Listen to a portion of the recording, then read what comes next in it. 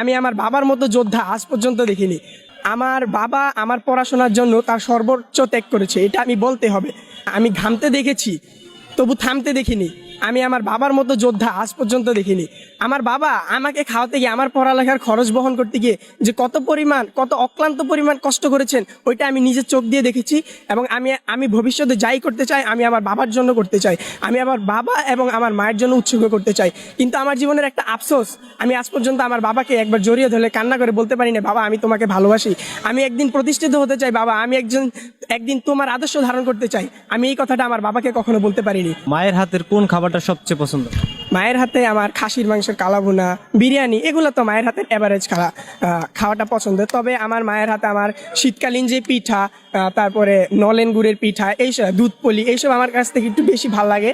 তারপরে হলো আপনার এই যে পাটিসাপটা, খেজুরের রসের পায়েস, এগুলো আমার একটু বেশি ভালো লাগে।